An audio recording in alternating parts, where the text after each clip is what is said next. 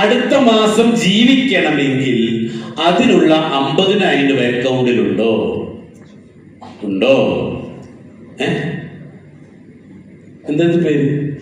സാറിന്റെ പേരാണ് ബിനു. ബിനു, ഒരു മാസത്തെ നമുക്ക് അടുത്ത മാസം പണിയില്ല എങ്കിൽ അടുത്ത മാസം ജീവിക്കാനുള്ള പൈസ അക്കൗണ്ടിലുണ്ടോ? ഇല്ല. എന്തെങ്കിലും പണം വിൽക്കുകയോ വേണം എങ്കിൽ ഒരു മാസത്തെ ജീവിക്കാനുള്ള പണം പോലും നിങ്ങളുടെ കൈവശമില്ലെങ്കിൽ നിങ്ങൾ ഉള്ള സ്ഥലത്തിന്റെ പേരാണ് വെന്റിലേറ്റർ. എവിടെയാണ്? വെന്റിലേറ്റർ.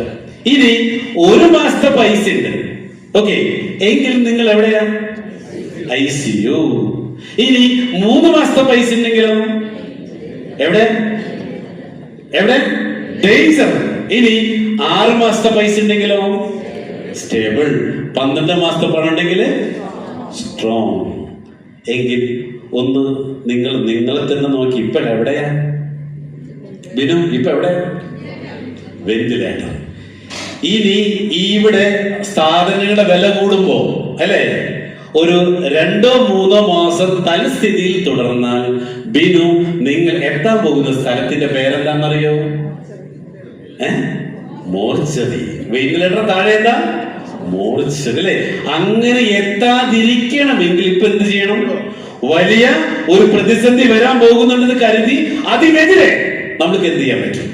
അപ്പൊ നമുക്ക് നോക്കേണ്ട കാര്യം ഇത് പറയണത്, ഇന്ന് നിങ്ങൾ അനുഭവിക്കുന്ന പല പ്രശ്നങ്ങൾക്കും കാരണം നിങ്ങൾ രതീഷ് ഈ കോടികളുടെ കാര്യം പറയുന്നു, ഓക്കെ, യഥാർത്ഥ കാരണം നിങ്ങൾ കഷ്ടപ്പെടാത്തത് കൊണ്ടല്ല.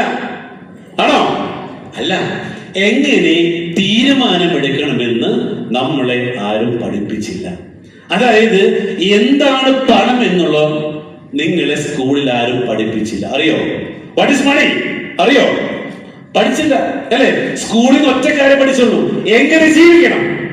ജീവിതത്തിൽ വിജയിക്കാനായിട്ട് നമ്മളെ ആരും പഠിപ്പിച്ചില്ല, നമ്മളോട്ട് പഠിച്ചില്ല. Yes or no? അല്ലെ? അപ്പൊ നോക്കേണ്ട കാര്യം,